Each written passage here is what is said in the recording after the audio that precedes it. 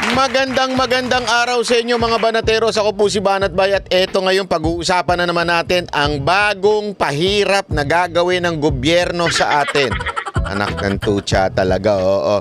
Alam nyo, bibigyan ko muna kayo ng konteksto dito sa mga bagong pahirap na gagawin ng ating gobyerno. Ganito po kasi yan, alam nyo mga kababayan. Dahil nga po sa ang ating bayan, ang tinaguriang bayan ng ayuda, nauubos na ang pera ng ating gobyerno. Dahil po kaliwat kanan ng pamimigay ng mga kongresista at ng mga politiko, di ba? Kaya nga sila napapagod na sa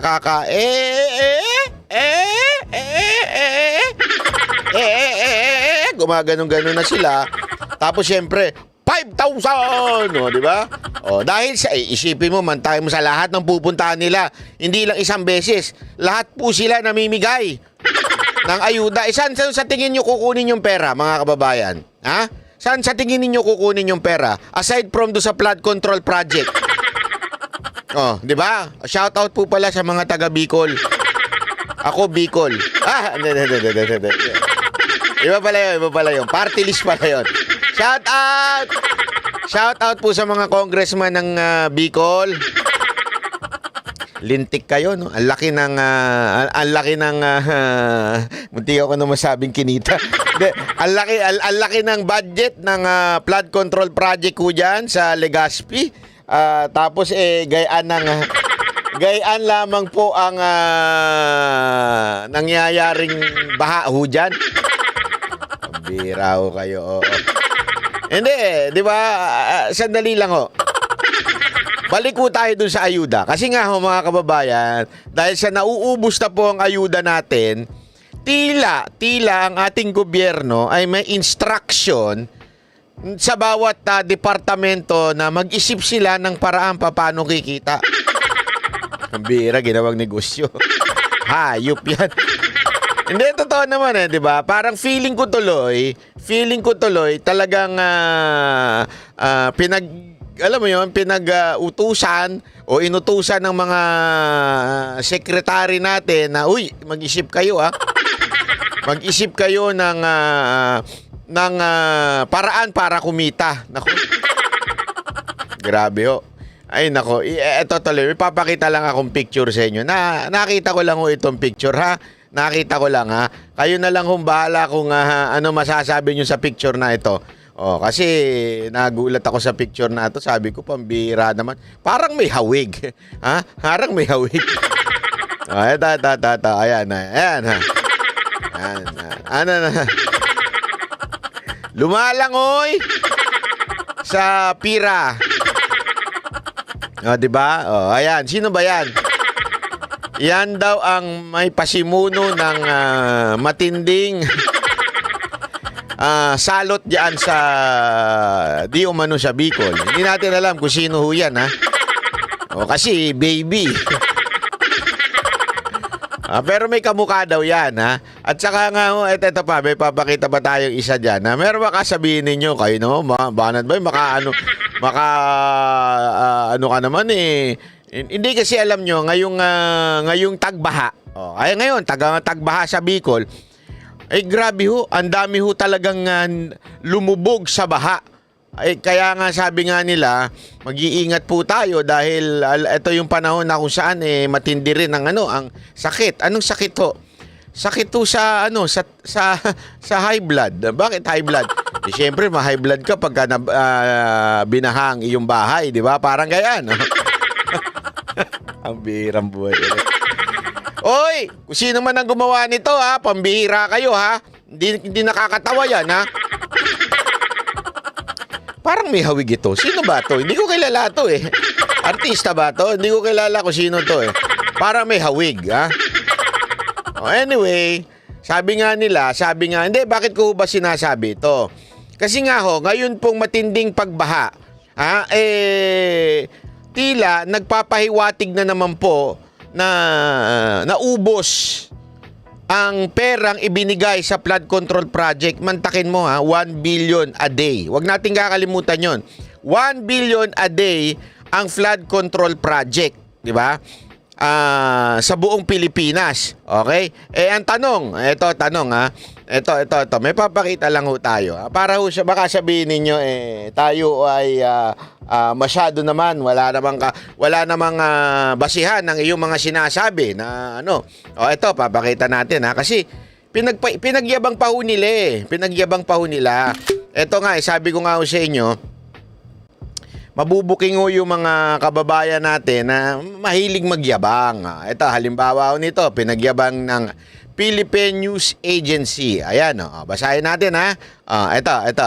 Ayan, 100 million structure to offer flood protection and east traffic in Legazpi. Ang birang buhay, ire. 100 million dyan sa Legazpi. Pero binabaha pa rin. Di ba? Ganyan. Alam nyo mga kababayan, ba't ko sinasabi to? Kasi diyan nauubos ang pera ng taong bayan and yet hindi nararamdaman. Hindi ho natin nararamdaman kung saan ba talaga napupunta. Flood control project, ayuda, nauubos ang pera ng taong bayan. Akala nung iba, yan po ay galing sa bulsa ng mga politiko, yung pamimigay, yung pag-aayuda, galing sa bulsa nila, kaya nga binoboto ng mga ulul. Di ba? Pero ang katunayan po mga kababayan, gumagawa ng paraan ng gobyerno na ito na makakuha ng pera natin. Kung maaalala ninyo, dinivert nila yung pera ng PhilHealth. Di ba? Hindi natin alam kung saan napunta yung pera ng PhilHealth kesa na ginamit sana sa pagpapagamot sa ating mga kababayan. Kinuha nila yung pera ng PhilHealth at nilipat. Bakit nga ho? Again, nauubos ang pera ng taong bayan dahil sa ayuda at flood control project. At dahil po dyan, meron na namang naisip ang ating gobyerno na ang magsasakripisyo po, walang iba kung hindi tayong mga Pilipino. Tayo pong mga Pilipino ang magdudusa na naman sa kawalangyaan nila. Gusto ninyo malaman kung ano po yun? Eto, papakita ko sa inyo. Tayo na naman na magdudusa. Eto. Panoorin nun natin ito Panoorin natin. Pasok. Required nang mag-report sa LTO ang mga nagbenta at bumili ng segunda manong sasakyan. Ang mga hindi susunod, pagmumultahin ng 40,000 pesos. Mantakin mo, 40,000 pesos. Yung mumulta. Di ba? Bakit? Paano? Pag hindi ka ho nagsabi sa LTO na binenta mo na. Alam naman po natin, ang dami na nangyari dyan at napakahirap po na yung pupunta ka pa ng LTO, sasabihin mo pa, alam mo yung sagabal na ho sa ating buhay na ang hirap-hirap pumunta, ang traffic. Eto ho, at ang haba-haba ng pila. Dagdag na naman sa tinatawag na red tape. Nasa frontline ng balitang yan, si Brian Basa. May second-hand ba kayong sasakyan o motor? Nakapangalan ba ito sa inyo o sa una pang may-ari? At alam nyo bang obligado kayong i-report sa Land Transportation Office kung nagbenta o bumili kayo ng second-hand na motor o sasakyan? Yan ang sinasabi ng administrative order ng LTO na inisyu noong August 30. Nakadetalye rito ang mga tungkulin ng seller at buyer ng sasakyan. Ang nagbenta, required mag-submit ng official receipt at certificate of registration o ORCR at deed of sale ng sasakyan. Dapat ding magpakita ng ID ng seller at buyer. May 5 araw ang seller para kumpletuhin ang requirements pagkatapos ng bentahan, habang ang buyer meron namang 20 working days para maipalipat sa kanyang pangalan ang sasakyan. Alam nyo ba na napakahirap gawin po niyan? Ako kasi, sa totoo lang, meron ho tayong binili na second hand. Pinalipat ko ho sa akin yung pangalan.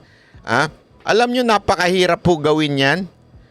Wala akong problema sana. Alam mo sa Pilipinas, kasi sa ibang bansa, ang dali naman sumunod Di ba? Ang dali hong sumunod sa patakaran ng ibang bansa. Alam mo kung bakit? Kasi madali yung proseso.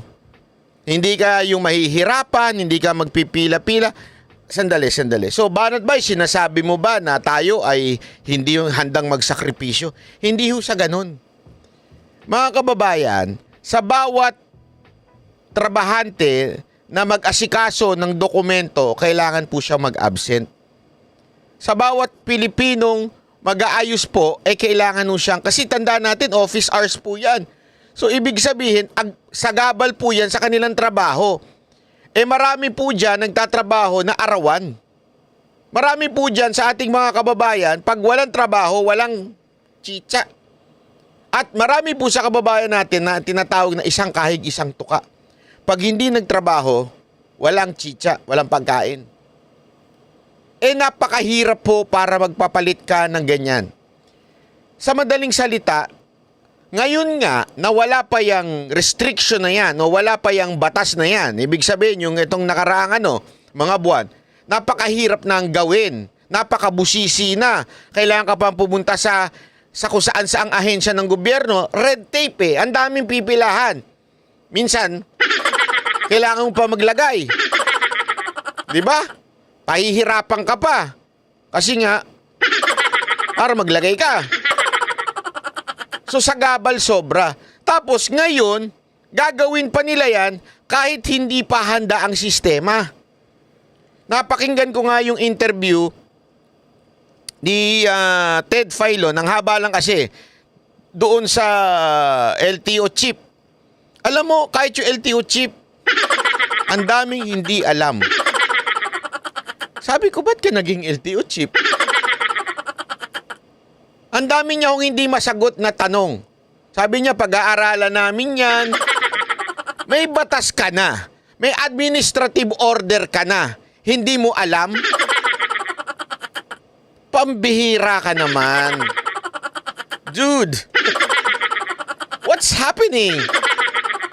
Nagbibigay kayo ng order, nahihirapan ba kayong nung implementation kung paano? Ang dami kasing tanong ni ni Ted Filon. Paano kung hindi mo na mahagilap? Paano kung ganito? Paano yung sa buy and sell? Alam mo, sagot lagi nung chief, pag-aaralan natin. Sabi ko, sandali. Anong pag-aaralan? May batas ka ng ginawa. Ang bihira kayo. Kaya nga, alam mo mga kababayan, hindi ho ito maliit na bagay. Hindi ho ito simpleng bagay. Dapat po tayong mag-ingay dito. Bakit to? Mantakin mo pag ikaw nahuli. Di ba? Na ang gamit mo lang open deed of sale na pinagbabawal na ngayon ng mga EDSPED. Yung open deed of sale. Kailangan pirmado na, kailangan kumpleto na. Di ba? Tanungin ko kayo, sige. Tanungin ko kayo mga kababayan, sino ba ang bumibili ng second hand? Yung mga katulad ko. Yung middle class to lowest class. Di ba? Yung mga mayayaman katulad ninyo, mga congressman, kayong mga politiko, kaya nyong bumili ng Mercedes-Benz. I-display nyo pa nga eh. Pagyayabang nyo pa, binabaan ko ang torque. Pero maganda pa rin. Diba? Kaya nyong bumili kasi ng brand new.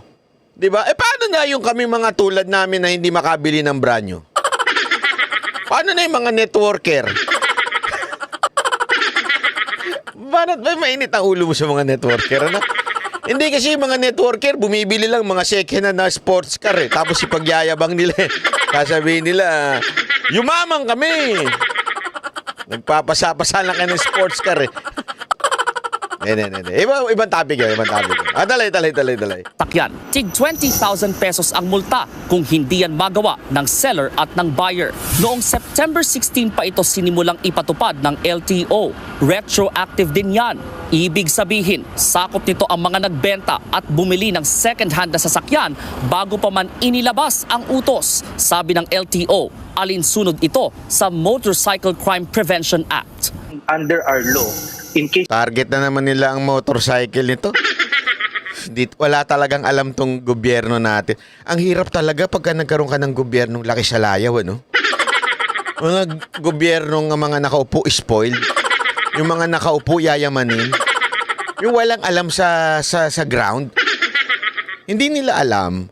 Karamihan ng mga bumibili diyan sa mga ginagamit sa riding in tandem. Riding hailing, 'di ba, taxi o di kaya yung mga food delivery. Marami ho diyan bumibili mga second hand. Kasi nga kaya nga ho sila nagtatrabaho ng hirap na hirap eh. Alam mo, hangang-hanga, walang biro hangang-hanga ako sa mga delivery tsaka mga taxi, Dahil napakahirap po. Ang panahon ngayon, init, lamig, ulan, baha, init. Di ba? Ganyan noong talagang maaraw, matindi. Di ba? Tapos, mangungutang pa yan. Mga kababayan, uutang pa yan sa mga, sa mga lending company dyan para makabili. Di ba? Ng mga second-hand na motor. Tapos, eto, bibigyan nyo na naman ng pahirap.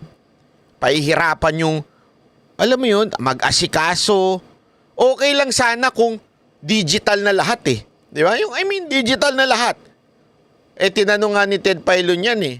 Ano ba, gagawin na ba digital yan o mano-mano pa rin? Hindi pa tayo kasi sure sa digital eh.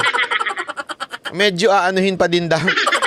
Kasi paano mabe-verify yung mga documents. So sa madaling salita mga kababayan, bagong pahirap na naman ito. Wala ka magagawa kasi ang laki ng fine. Of accident po, ang liable po dyan is the registered owner. Malaking abala na po yan para po sa mga nagbenta ng sasakyan. Pero marami ang ngayon lang ito nalaman. Grabe naman yun. Magmumulta ka nang wala sa ayos. Oo. Lalo na't yung pinagbilan mo ng motor galing pa ng probinsya. Nakakagulat para sa amin na ganon, yung kalaki yung Wala naman silang pakialam sa atin eh. Ito ang gobyernong walang pakialam sa atin. Alam mo, ang layo talaga eh. Anong panahon ni Duterte? Alam nyo ba, talagang tema ng pamahalaan ni Pangulong Duterte, comfortable life. Yun ang tema ng pamahalaan ni Duterte. Ha? Ngayon, hindi. Ano sa tingin ninyo ang tema ng gobyerno? Ayuda is life. Kung sa atin noon, comfortable life kay Pangulong Duterte, ngayon, ayuda is life. Ang nakakainis nito, yung bawat bigay nila, sila bida. Pero saan nila kinukuha yung pera? Sa atin. Sa ating mga taxpayer. Sa atin. Tayo rin na magbabayad nung mga ibinibigay nila, pero sila bida. Di ba? Ang mga gago rin, multa. Kailangan siguro mapag-aralan po mismo ng LTO kung Kaya nga ho, kapatid, mga kababayan, mag-ingay po tayo. Hindi ho ito simpleng bagay. Hindi po ito nakakaligtaan to dahil sa mga malalaking isyung pinalalaki nila eh.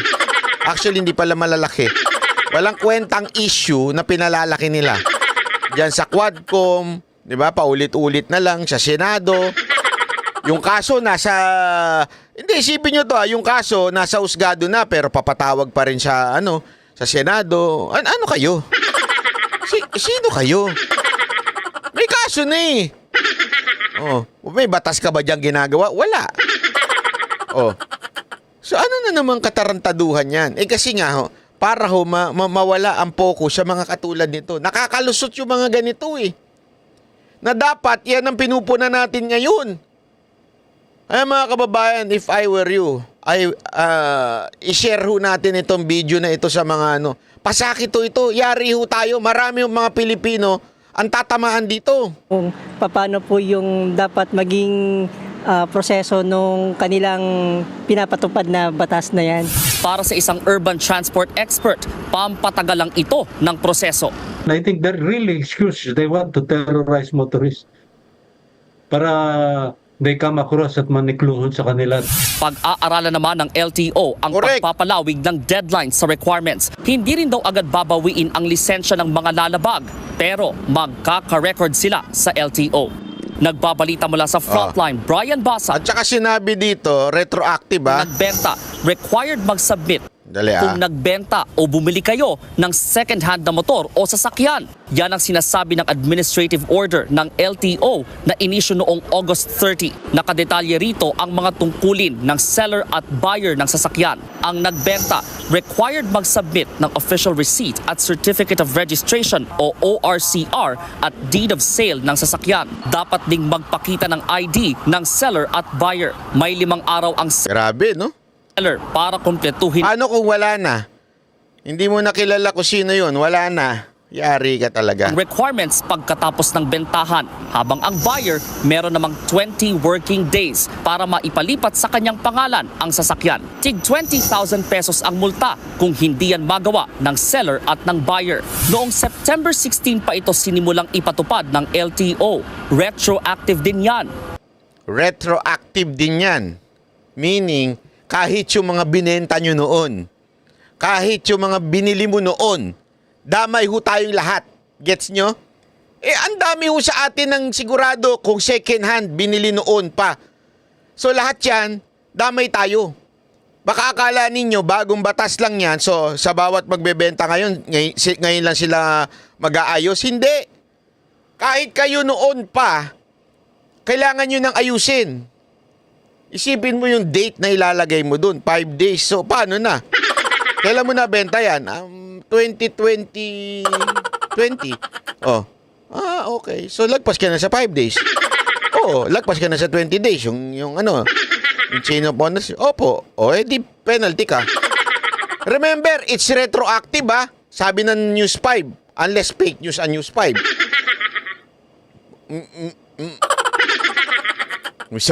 Muntik ako na masabing minsan.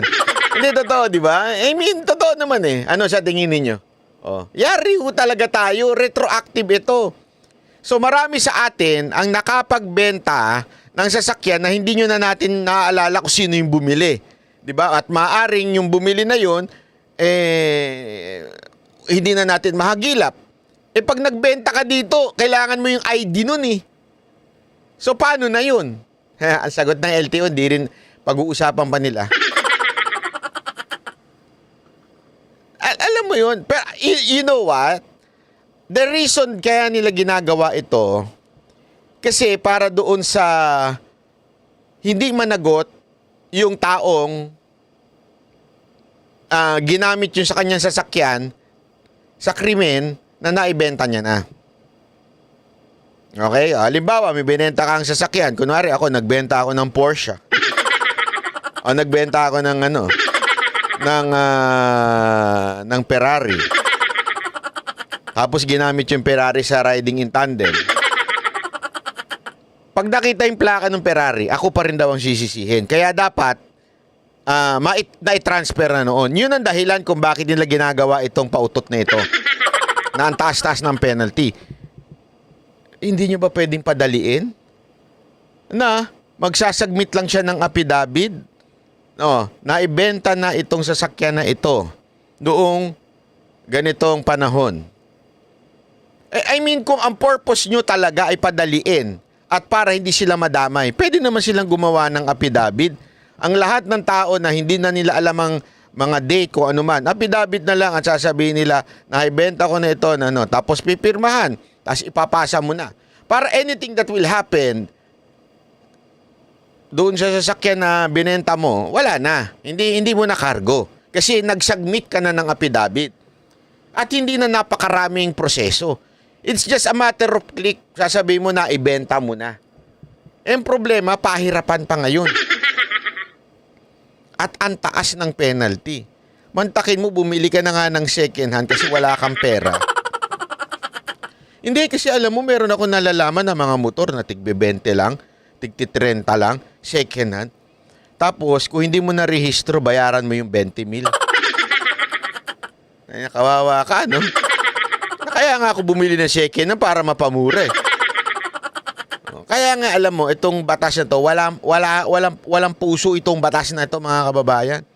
Para po lang ito, kumita ang gobyerno. Ito ang totoo dyan. Gusto ng gobyernong kumita na naman. Bakit kanyo? Kasi ubus na ang pera ng bayan. Ubus na ang pera ng gobyerno. Saan napunta? Banat ba? Ewan ko. Flood control at ayuda. Diyan napunta ang pera ng taong bayan. Kaya nga lahat tinatanggalan, binabawasan ng budget, inililipat lahat sa ayuda at flood control. Bakit? Sa flood control, mga kontraktor, kumikita. Ay, ako talaga. Natatawa na lang ako sa Bicol. Ay, nako. Doon na pupunta ang ano. Kaya nga kita ninyo yung Bicol ngayon. Grabe ho ah. Kaka-release lang po ng 100 million na structure to offer flood control, protection, flood protection. And yet, ganyan ang nangyayari. Naku po. Kamusta na kaya yung mga party list na claiming na sila'y taga Bicol? Asa na yung mga proyekto nyo? Naubos na. O, kaninong pera yan? Walang iba kung hindi sa atin. Pangalawa, ayuda. Yung araw-araw na namimigay sa iba't ibang lunsod, sa iba't ibang lugar ng mga congressman na gusto may pangarap tumakbong presidente sa 2028. Ubus na ang pera ng taong bayan. Kaya mga kababayan, kailangan kumita ang gobyerno. Mantakin mo, 20,000 o aabot ng 40,000 dito sa napakasimpleng solusyon, ika nga, pinahirapan nila. Diba? It's just a matter of, nakibenta ko na, o pirma ka na dun, o benta, sold. Tapos na. Wala na sa akin yan. O. Unregistered na yan. So, ibig sabihin, hindi ko na, kasi, mga kababayan, ito na nga lang eh. Diba? Simple-simple. Pag unregistered na, kaya nga taon-taon na yun eh, 3 years sabi, di ba? Unregistered na yung sasakyan mo. Meaning, wala na sa'yo, hindi mo na nga nirehistro. Di ba? Alam mo parang ano yung prinsipyo katulad doon sa baril. Prinsipyo doon sa baril, di ba? Pag hindi mo na nirehistro yung lisensya ng baril mo, meaning, loose firearms na yan. Ibig sabihin, hindi na yan sa'yo. Oh, loose firearms na nga yan. So, pag may nangyari dyan, naku po. Oh, di ba? Kaya nga napaka-importante, dapat i-rehistro mo. Oh. Dapat yun pa lang, alam na natin. Oh, hindi na halimbawa laang. Sa krimen, ginamit, nakita itong plaka na ito. Oh, itong Maserati, ganun. Nakarehistro kay Banat Bay ito. Ang huling rehistro niya 2023 halimbawa. Biglang ginamit ng 2024, pasok na yung rehistro niya. At hindi niya ni-register uli. Ibig sabihin, wala na. Hindi na rehistrado yun, hindi na kanya yun. O dapat ganun na lang, di ba? Para at least matik na. Oh. Hindi na pwedeng, hindi na sa'yo yan. Tapos, ang pwedeng gawin, sa akin pananaw ko lang to ang pwedeng gawin, taasan po yung mga hindi nagre-rehistro. Yun ang taasan. Bakit? Kasi tama nga naman, kailangan mong irehistro pag may sasakyan ka. Di ba? Irehistro mo yung sasakyan mo, hindi mo naman pwedeng gamitin yan sa karsada ng hindi rehistrado.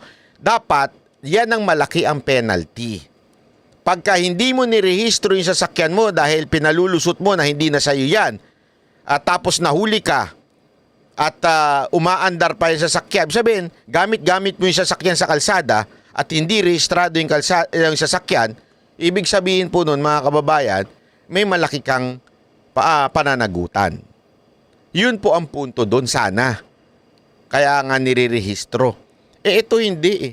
Kailangan mong sabihin pa sa LTO at napakahirap niyan. Alam nyo ba pag nagbenta ka niya para ilipat sa'yo, kailangan mo pa pumunta ng HPG para lang ilipat sa'yo lahat. Yung pangalan nung kaya nga mas madali kung deed of sale lang eh. Hindi nyo napapansin sa Amerika nga, ang daling bumili ng second hand. Dito sa atin, napakahirap pa. Hindi, madali ngayon. Yung nakaraan na deed of sale lang, okay na. Kasi nandun na pangalan mo, deed of sale. Ito na, deed of sale ko. Nasa pangalan ko na. Hindi ko alam bakit kailangan pampahirapan. Kaya nga may deed of sale. Di ba? Kaya nga merong, sana ang pwedeng gawin doon, requirement ang deed of sale na may notaryo. Di ba? Na talagang binili mo na. Oh. So, kunwari, halimbawa, eto kasi hindi ko magets yung sorry. Sorry, but ang pangit niyang batas na yan. Kaya ka nga may deed of sale. Halimbawa, ito, may deed of sale ako, di ba? 2021 na ibenta ko na yung aking sasakyan. December 2021, naibenta ko na. O, pinirmahan ko, naibenta ko na. Pinirmahan niya yung bumili, yung deed of sale. May copy siya, may copy ako. O, 2022 na involved sa krimen, na involved sa disgrasya, aksidente, whatsoever. Nakita 2022. O, tiningnan yung plaka. O, nakaibanat ba yung yung sasakyan na Ferrari Halimbawa lang naman, hindi pa ako magme-mayor eh. Pag nag-mayor na ako, manghihingi ako ng Ferrari. Kunwari may Ferrari ka, di ba? Oh, tapos, sinabi doon, 2022, panagutin natin si Banat Bay. Ako si Banat Bay. Ay, ako nga pala. May deed of sale ako, halimbawa. May deed of sale ako. Ano nakasulat dyan? 2021, nabenta ko na. Pirmado ko, pirmado ng may-ari. Meron siyang lisensya na may Ito ang proof ko na naibenta ko na. That's the purpose of deed of sale. Di ba? So, wala na siyang pananagutan. Yun ang pwede mo na ipresenta sa court. The court. Kaya lang, dahil may bagong batas na gustong pautot ang LTO, syempre, the court will now ask for that. Asa na? May bagong batas dapat ilipat mo sa pangalan mo within 20 days. Ba't di mo nilipat? Para gawin yon, dagdag pahirap na naman. So isipin nyo, kaysa na nabawasan ang gawain ng mga taga-LTO para dumali ang pagkuha ng lisensya, di ba? Para mawala yung problema o dumali yung pagrehistro ng sasakyan, madadagdagan na naman ng pipila doon. Anong ibig sabihin nun? Another sagabal sa buhay ng mga Pilipino na nakukuha naman ng purpose ng deed of sale yung issue pagdating po sa crimes and accident. Pambihira talaga.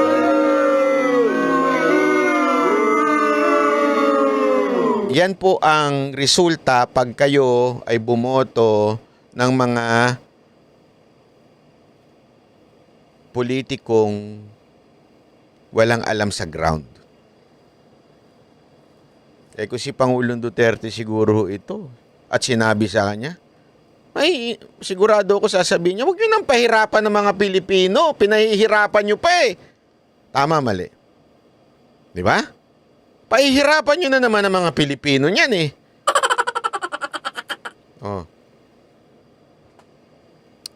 Walang kwenta talaga. Kaya nga, ito lang mga kababayan.